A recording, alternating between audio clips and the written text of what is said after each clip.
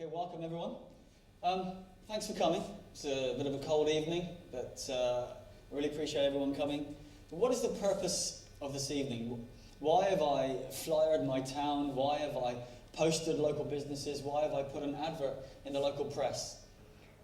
And what is the point of this evening? Well, the point, to begin with, is to tell you a story that changed my life. It's to tell you of an encounter with the living God that transformed me, that transformed my friends, that transformed my family, that transformed my life, and transformed my way of thinking. It transformed everything of who I was and who I'll become, and all of those who knew me. Incredible story. Also, the purpose for this evening really is to blow away some cobwebs, some false ideas, some false ways of thinking, which culture, which friendships, which the media, and which our own self build up in our lives as who God is. That is a question that humanity has asked itself from Adam through to us. We are the generation that is on this planet at this time. The first man ever created, Adam. Even though he initially walked with God, he fell from grace. He disobeyed God. Him and his wife were deceived by the serpent. We all know the story. We learned it as children. But even from that dawn, after man's initial disobedience to God, and then his gradual ignorance of God, mankind has asked itself the question, who is God? Who is he? Is he interested in me? Does he care about me? Does he want to be a part of my life? Does he judge me? Does he forgive me? Do I bow down to him? Or do I carve an idol from a tree and bow down to that? Is God a spirit? Or is he everywhere? Is he in the tree? Did he make the tree? Who is God? So this evening, the purpose of my talk, of my testimony, of my story, is to tell you of an amazing thing that happened to me, that changed my life, that helped me to see who the God of the Bible is, and helped me to understand that the Bible is indeed the literal and living Word of God. So that's the purpose of the evening. And I believe if you have come here tonight, you have not come of your own accord, but you have been brought here for a higher purpose. You have been brought here to hear a message. If you're listening to this on the internet tonight, you've not clicked on this icon. You've not clicked on this little image for any other reason except that you are directed here by a divine being to hear a message that, if you embrace it, can change your life, just as it changed mine. It doesn't matter who you are. It doesn't matter how deep you are into things that cause bondage in your life. It doesn't matter what you've done. It doesn't matter. If you look at the Bible and if you look at the characters therein, you would be absolutely amazed at the disgusting and disgraceful things that those men and women did. Yet still, God was eager to interact with their lives. He was eager to forgive them. He was eager to teach them a new way. He was eager to use them to demonstrate his glory to the generation that lived in their time. I challenge you, read the story of Moses. I challenge you, read the story of Abraham. I challenge you, read the story of King David. Read the story of the prophets.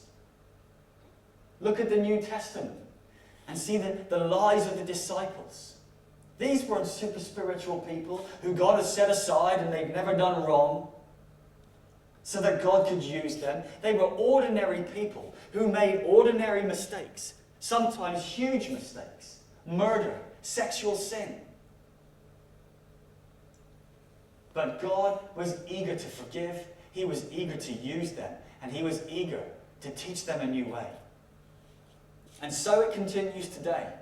Just as the characters of the Bible were ordinary men who had encounters with the living God, so today, ordinary men and women throughout the world are having encounters with the living God. I had one such encounter. Now, when I say to you it doesn't matter to what depths your life has sunk to, that can never determine if God can break into your life or not. And my life is a classic example of that spiritual truth. The Bible is clear. All have sinned and fall short of the glory of God. All have sinned. God is holy. He is righteous. God cannot abide sin. He hates it. Yet he has made a way for it not only to be completely extinguished from our life, completely forgotten, completely cleansed, but also to make us a new creation and to cause us to turn from sin by the power of God himself, to live a new life of holiness, of righteousness, of integrity, of love, of grace, and of forgiveness, and of mercy. Things that are not given to us by natural power, but by an indwelling of the living God. Now that is the message of the Bible. That is why I've called you here this evening. That is why you're watching on the internet this evening. So what is my story? What the flyers that I put out to my town were called My Story. So what is my story? Well, it began a long time before this, but let us start here. When I left school, I started to work in hotels, and I moved all over this country working for Trust House Forte as a hotel trainee manager. During that time, I started smoking cigarettes, I started drinking alcohol, I started taking drugs. Before long, now I'm summarizing, this is not a full account of my testimony, but for the sake of video, for the sake of the audience here this evening, let me summarize.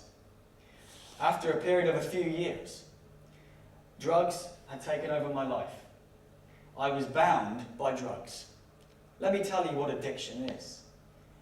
I had something that was within my soul, something that was in my stomach, and I could feel it, and it held me captive to drug addiction. There was never a moment in my life, at the end of what I call my old life, there was never a moment where I was not on some form of stimulant, some form of narcotic, some form of drug, unless I was sleeping and wearing the effects of it off. First thing in the morning, I would wake up and there would be joints already skinned up for me to start smoking. There would be drugs already there for me to start taking. I was bound by an addiction to drugs that I could not control, that I could not stop. I was addicted to nicotine. I was smoking 20, 30, 40 cigarettes a day, maybe 5, 10, 15 joints a day. I was doing things called hot knives, bucket bongs, blowbacks, pipes, anything that I could do to get high from cannabis, I was taking it. I was eating the stuff. I was snorting amphetamines and speed. I was doing LSD as often as I could. And yet something within me was also saying, I love God. Now, that's an incredible prospect. But that voice that was within me never stopped. And it almost drove me to insanity because I did not know how to make the voice stop and how to get some kind of peace in my life. One night I was living in Truro and I invited all of my friends around. For several days I hadn't had any mind-altering drugs. I was probably about as straight as I'd been for a long time. And in the middle of my room was a coffee table, and on that coffee table was a huge bowl full of cannabis. The bowl was massive, like a mixing bowl, big glass one. It was full of cannabis, and all of my friends were arriving, so that night we were going to get smashed. And I sat down on my sofa, and I felt like a hand reached out of heaven, grabbed me by the scruff of my neck, and it lifted me out of my chair and marched me into my bedroom. There was not a lot in my room. There was a bed in the corner, a chest of drawers, and on the floor of my bedroom was a telephone. And I'm stood there.